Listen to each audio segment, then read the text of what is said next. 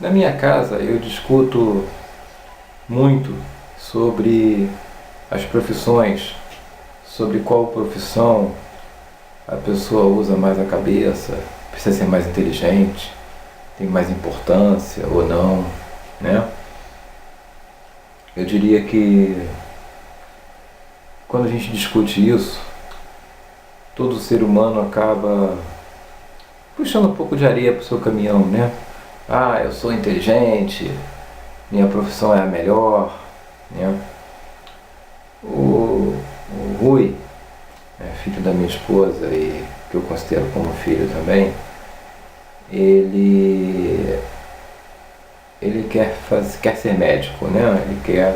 Ele acha que a medicina é a profissão mais importante e que usa mais a cabeça, que é mais inteligente, que precisa mais de inteligência, né? Eu falo para ele: Rui, tem vários prismas de você analisar uma profissão, né? Você pode analisar de vários critérios. Você pode usar a inteligência, você pode ver a importância daquela profissão. E eu diria que eu considero pelo menos uma acima da medicina. Para mim, por exemplo, o médico, ele está operando uma vida, ele opera uma vida de cada vez. Então ele está lidando com vidas, está, mas ele só perde uma de cada vez. O engenheiro, ele faz um prédio.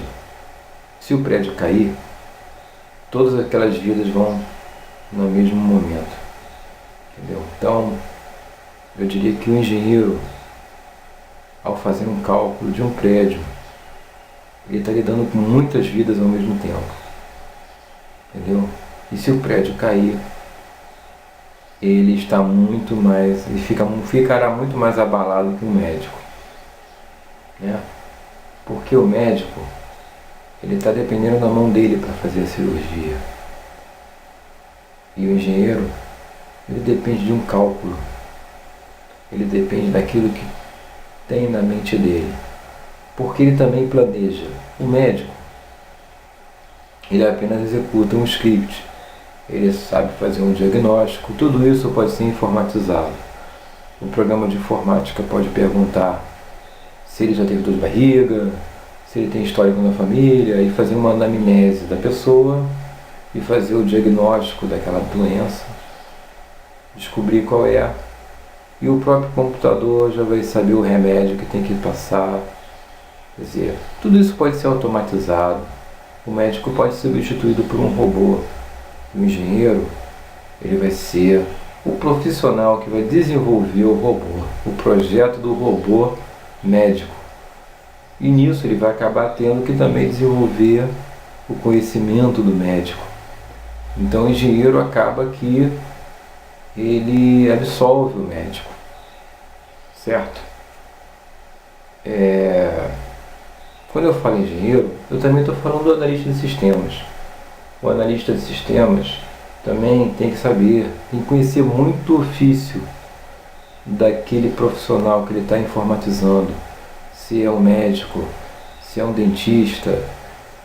Para fazer um sistema médico, um sistema de ortodontia, ele vai precisar conhecer os dentes, vai precisar conhecer a arquitetura dentária, vai precisar fazer o desenho dos dentes, vai precisar fazer toda aquela conhecimento que o dentista tem, as letras que representam os dentes, né?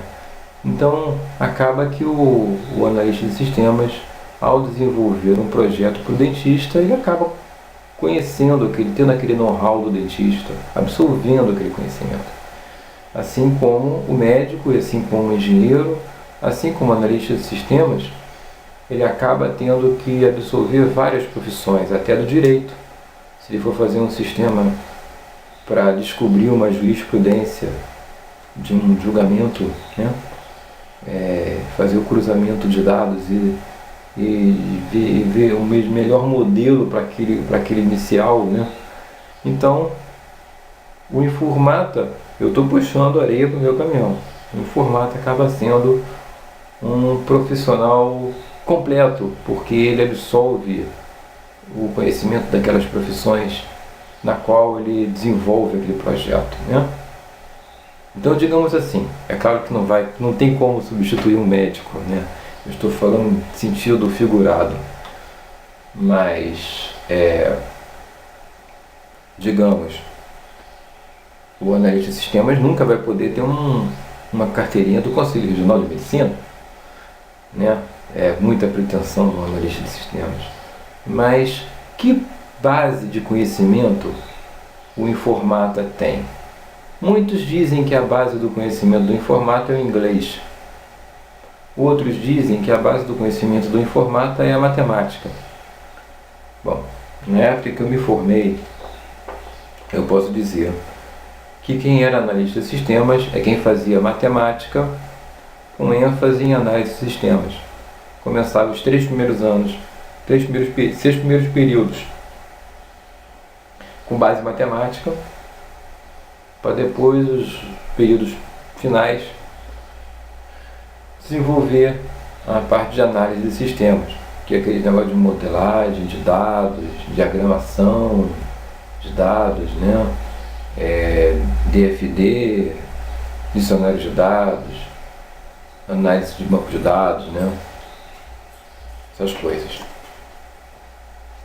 O informática também lida muito com o inglês, porque as linguagens, quando foram desenvolvidas com base na linguagem natural inglesa. O COBOL se baseia basicamente numa linguagem natural do inglês, entendeu?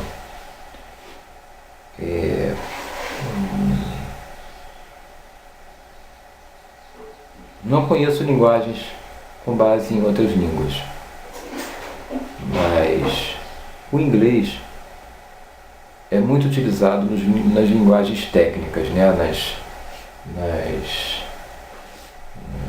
Na biblioteca, quando o analista de sistemas vai ler uma publicação, se ele não lê em português já traduzido, ou de um autor brasileiro, ele vai ler uma publicação que foi traduzida do inglês. Meu nome é Paulo Viana, eu sou analista de sistemas, trabalho há mais de 30 anos na área de informática. Eu venho feito vídeos de informática e terminei um curso de introdução ao processamento de dados. Todos os assuntos introdutórios foram abordados e agora tudo que vou falar vai ter como pré-requisito o conteúdo que já foi abordado. Vou começar a falar, eu pensei bem, eu analisei, decidi falar sobre duas vertentes. Primeiro, vou começar a falar do processo de análise de sistemas, ou seja, software, ou seja, as aplicações que são usadas para informatizar os profissionais liberais, a indústria, o comércio, as empresas financeiras, os bancos, né? E para isso eu vou acabar falando de linguagens de programação também. Eu vou falar das metodologias, do processo em si, da análise de sistemas, dos algoritmos, da parte de programação. E é um assunto que me envolve muito porque o meu perfil é de desenvolvedor, né?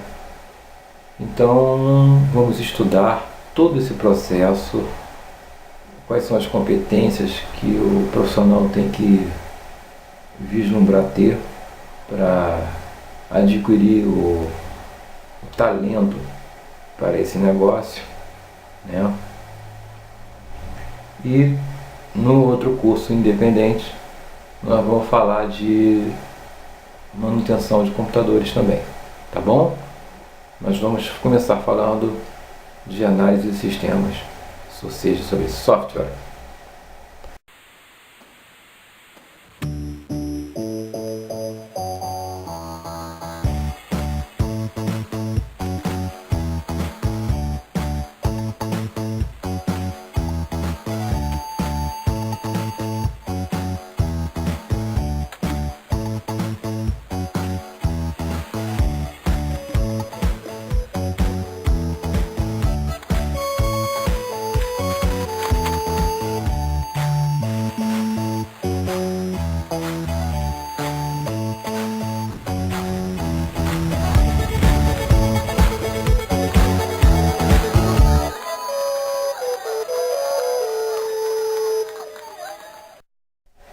Bem, no conteúdo da introdução, eu evitei falar muitas vezes sobre sistemas operacionais, por exemplo.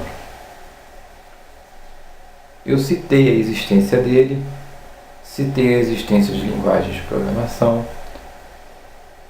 mas eu não me aprofundei, tá? Porque eu acredito que na introdução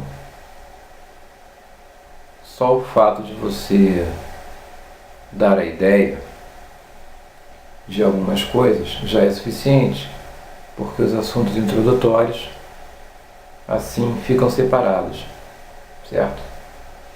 Porque eu vou ter que, quando eu falar de um certo assunto, eu sou obrigado a me aprofundar, e aí eu já estou me especializando, né? Já estou me especializando nessa área. Bom, como eu vou falar do analista de sistemas, da análise de sistemas,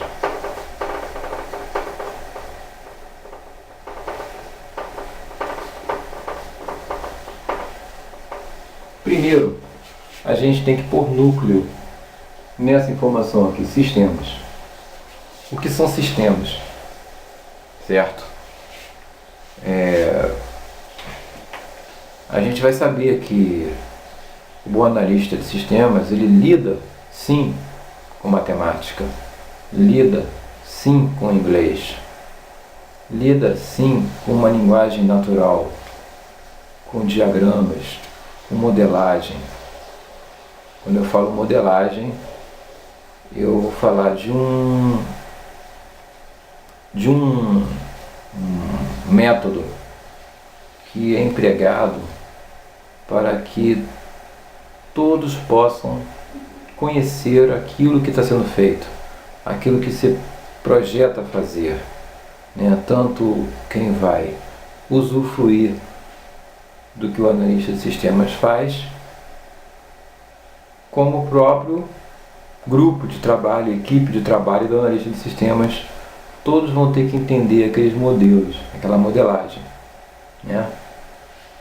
Então, quando eu falo isso, eu não estou dizendo que ele está falando de inglês. Às vezes ele está falando de uma linguagem que ele mesmo institui como modelagem, que ele mesmo emprega na modelagem, né? Que pode ser uma linguagem própria, uma linguagem gráfica, uma linguagem de símbolos, uma linguagem que faz com que todos entendam aquilo que está sendo feito. Basicamente isso. Então não precisa ser inglês. Não precisa ser também nenhuma coisa que tem a ver com linguagem. Entendeu? Eu acredito que o analista de sistemas também tenha muito a ver com matemática. Entendeu? Porque eu acho que a matemática é a linguagem que Deus utilizou. Sinceramente. Quando a Bíblia diz que Deus falou, faça o homem como a nós mesmos, façamos o homem como nós mesmos, e apareceu, né, aquele do pó, ele deu um sopro de vida, e aí o sujeito viveu. Isso é uma linguagem natural. É como se a gente pudesse falar, apareça uma árvore e surgiu a árvore. É uma linguagem natural, digamos assim, uma linguagem natural de programação, né? Mas eu não acredito que tenha sido assim. Eu acredito que seja na base matemática. Por quê? Porque já foi descoberto que todos os seres humanos vivos, plantas, coisas naturais que existem na natureza, têm basicamente a mesma forma, que tem até um nome para isso, né? Espiral de Faraday, uma coisa assim, né?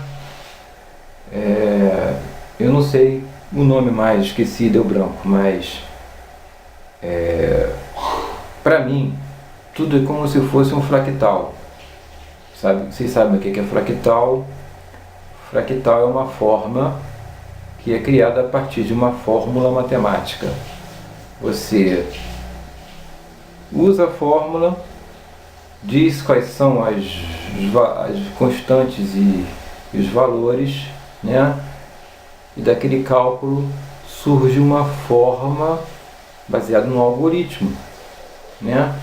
Então, essa matemática para mim é a origem do universo, a origem dessa explosão que chamam de Big Bang, a origem que tudo se desenvolveu a partir dessa explosão e gerou todas as formas existentes na natureza, para mim vem da matemática, entendeu? Você pode inclusive resumir tudo que está no seu espaço, tudo que há no espaço, numa fórmula matemática. Eu acredito que uma fórmula matemática desenvolva até a imagem que você está visualizando nos seus olhos. Uma fórmula matemática é capaz de explicar um fato, ou uma ocorrência, ou uma probabilidade, uma estatística. Tudo isso com uma fórmula matemática a gente chega. Então eu acredito que até o destino de todos pode ser calculado com uma fórmula matemática. Tanto é que muitas pessoas já acreditam numa coisa chamada numerologia, né? Um exemplo, o Bill Gates, o nome dele era William Gates. O pai dele foi no rabino, o rabino fez um cálculo numérico e disse: a partir de hoje você vai se chamar Bill Gates. E esse nome calculado a partir de uma numerologia. E olha o sucesso que o Bill Gates alcançou. Hoje quem é o Bill Gates, né? Então você vê o sucesso de uma numerologia, como você vê também as pessoas acreditando em astros, em astrologia, e você observa alguns fenômenos da natureza, como a lua cheia. A lua cheia aparece um monte de bebê, né? É verdade, é constatado que a lua cheia, por exemplo, influencia os mares, aparecem mais peixes durante a lua cheia. Tem uns fatos desses, são explicáveis, tá certo? Então, digamos, o que é sistema? O que são sistemas? Nós sabemos o que são sistemas. Desde criança nós conhecemos o sistema financeiro, né? Nós temos os sistemas do homem, né? O sistema financeiro, o sistema nervoso, o sistema digestivo, que agora chamam de digestório, sistema ocular, sistema nasal, sistema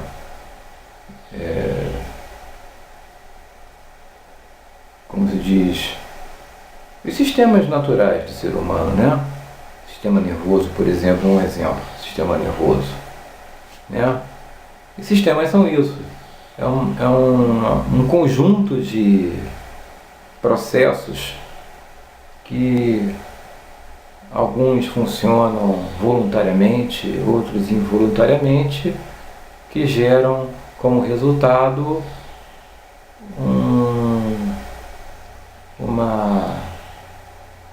os processos executados, né?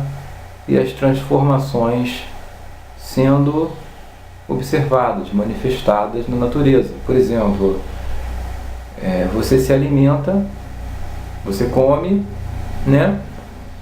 Você processa os alimentos no seu sistema digestório e você vai ter uma saída, né, no sistema excretor, né, que hoje em dia é apenas a urina, né, porque o reto é do seu sistema digestório também, né? E aí você processa aqueles alimentos e como saída você tem o que? A energia que você transformou. A energia processada se transformou de uma coisa em outra. Essa energia apenas se transformou. Então esses procedimentos, esses processos automatizados do corpo humano, eles geram resultado, entradas, processamento e saída, exatamente como eu expliquei na introdução do sistema de dados. E o que acontece? Alguns sistemas nós decidimos informatizar, e a partir do momento que a gente decide informatizar, aquele sonho que a gente teve vai se materializar o quê? Num projeto. Aquele projeto vai se transformar numa coisa materializada em algo, né? Que vai ser o quê? Um sistema. Sistema de vendas, sistema de PDV para o caixa. O que é o sistema de vendas? É controlar o quê? As vendas, é saber o que as pessoas compraram, o que comprou mais, o que comprou com mais capital, o que comprou mais barato, o que foi mais vendido, por que foi mais barato, o que foi mais vendido mais caro, né? Para você controlar o que você tem que dar prioridade na compra de material quando você faz, por exemplo. E aquilo que você tem que não comprar mais porque não está vendendo, aquilo que merece você se especializar, aquilo que você deve ter mais foco no seu negócio. O sistema de informática de vendas não existe apenas para decorar o ambiente, para você ver, aquela loja ali tem um computador e está usando o sistema. Isso ajuda sim, isso é um marketing, mas isso não é o principal de uma aplicação de informática, de um sistema de vendas, né? O principal é você colher as informações necessárias para você moldar o seu negócio para obter um lucro maior cada vez mais, né? E se você não tem isso, você vai se basear no que você escreve, você vai demorar muito mais para descobrir o que você precisa fazer para melhorar o seu negócio. E quando você tem um sistema de vendas, você já tem os relatórios já prontos para você aumenta o seu potencial de negócio, aumenta o potencial do seu negócio, tá? Então, por isso você adquire um sistema.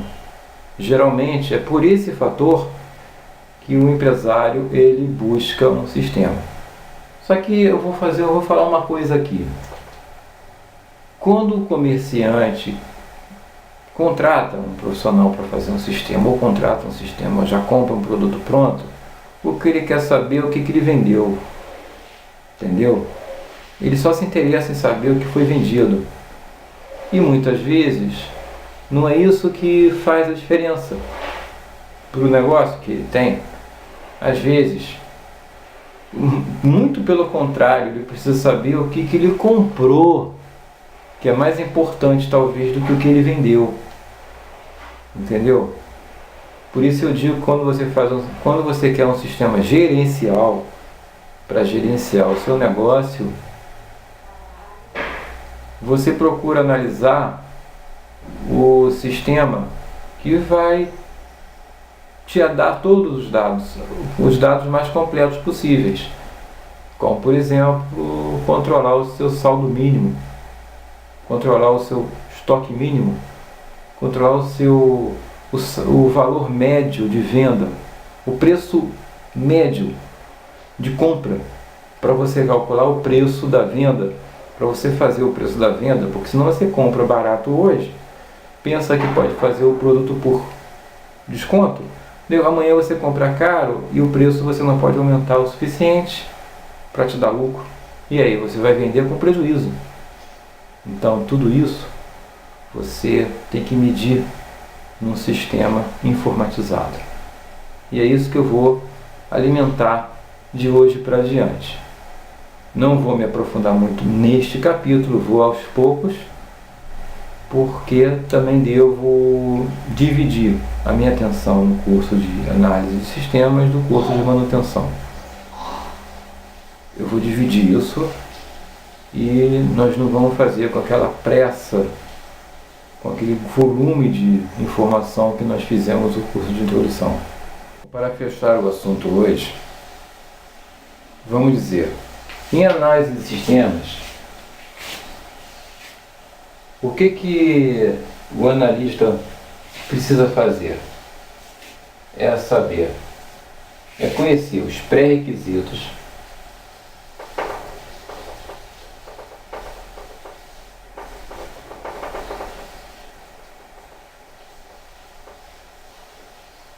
né?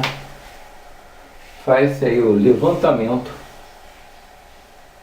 dos requisitos do sistema, que é uma lista de processos que tem que ser elaborados no sistema para gerar o resultado que o usuário deseja. Então o usuário quer o quê? O que o usuário quer? Né? É um levantamento de dados. É um levantamento dos requisitos que o sistema tem que possuir para informatizar o negócio. Certo? E nisso vai se, digamos assim, vai expandindo, como se você fosse dar um zoom na coisa. Aquilo ali vai virar um projeto, e nesse projeto ele vai usar uma metodologia X ou não, né? Depende do analista. Ele já pode ter concebido um projeto parecido e já ter um modelo já pronto, mas ele faz uma proposta para o usuário a partir desse levantamento. Ele faz uma proposta e nessa proposta ele apresenta os modelos, um modelo de dados, uma modelagem capaz de fazer o usuário entender o que é aquilo e que vai ser importante para a equipe desse analista de sistemas. A partir do projeto ele faz se ele tem uma equipe, ele vai ver como ele acha melhor trabalhar, como ele já trabalha, o esquema de trabalho dele, se ele divide uma parte para cada pessoa da equipe, para cada profissional, se ele mesmo já tem tudo na cabeça, ele mesmo já pode fazer os diagramas, ele mesmo já pode conceber o conceito, e aquilo tudo vai virar um processo de análise de sistemas, um processo de modelagem, que vai ter várias modelagens, modelagem de processo, modelagem orientada a objeto, modelagem de dados, né? Vai ter um profissional de banco de dados que vai conceber as tabelas, vai conceber como é melhor fazer a distribuição, a forma dos dados, quantas tabelas vai ter, se as tabelas vão ser todas normatizadas. Tudo isso vai virar modelos também. E um analista programador, um cara que vai ser um analista com experiência em programação, vai conceber a linguagem, vai conceber os elementos da linguagem, os modelos linguísticos da linguagem, os algoritmos, e vai passar isso para os programadores. Os programadores vão pegar um projeto de sistema já mastigado, né, em que a partir desses algoritmos vão se transformar isso numa linguagem de programação, e os códigos vão ser implementados. Vão haver diversos códigos-fonte, que vamos dizer assim, vai existir lá no final do processo, né? Quando depois de toda a modelagem, todo o processo de modelagem tiver sido terminado, sido implantado, né? Vai ter os códigos-fonte, que são TXT, tá? Provavelmente, num processo de compilação, eles vão ter um OBJ, os arquivos objeto, que vai ser intermediário e que depois vai se transformar num executável, que vai se traduzir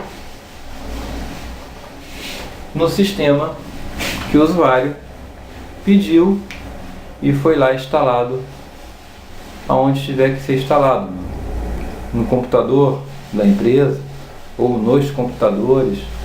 Aquilo que for o objeto executável vai ser implantado depois de um processo muito extenso de desenvolvimento, um processo de modelagem de dados, modelagem de processo, modelagem de dados.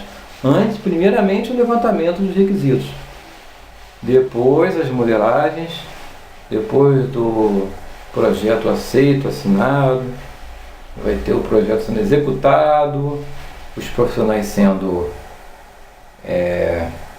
digamos assim, mobilizados para tocar o projeto, até chegar aos programadores que vão receber os algoritmos, que eu vou explicar depois o que é algoritmo, para fazer os códigos-fontes. Os códigos-fontes vão ser compilados num objeto e o objeto vai virar um executável. Provavelmente é isso que sempre acontece, né? Existem hoje sistemas web, existem sistemas que não têm objeto, que são interpretadores, né? Existem hoje interpretadores que fazem com que o mesmo fonte seja portátil em qualquer plataforma. Essa é uma facilidade, né? Pode acontecer, né? Porque hoje os browsers, os navegadores de internet, eles têm preparo para receber um código fonte X e transformar isso numa linguagem que o computador vai entender, que são zeros e uns, como a gente estudou na introdução. Tá certo? Para hoje é só. Se você gostou do vídeo, dê o seu like, faça o seu comentário e nós vamos continuar na análise de sistemas. Esse é o primeiro capítulo, esse é apenas o primeiro. Nós vamos continuar esse assunto, nós vamos nos aprofundar em modelagem, em algoritmo, em linguagem de programação. Nós vamos falar de muitas. Vamos falar das características de muitas linguagens de programação aqui. E nós vamos citar exemplos, vamos exemplificar, dar exemplos de código, vamos dar exemplo do tratamento que é dado, né? E aí nós vamos entender como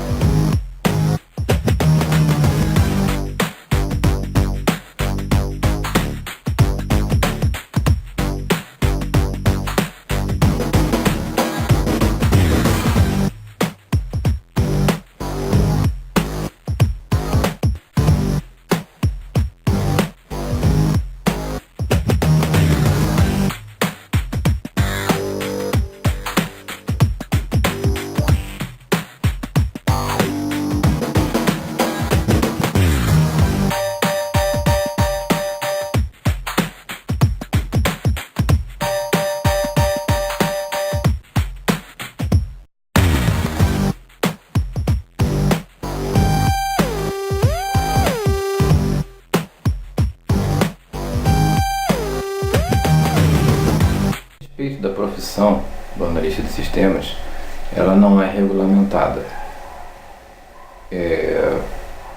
Não sei porquê, até hoje os profissionais de análise de sistemas, eles se inscrevem, né, se cadastram no Conselho Regional de Administração, tá? Como se fossem administradores.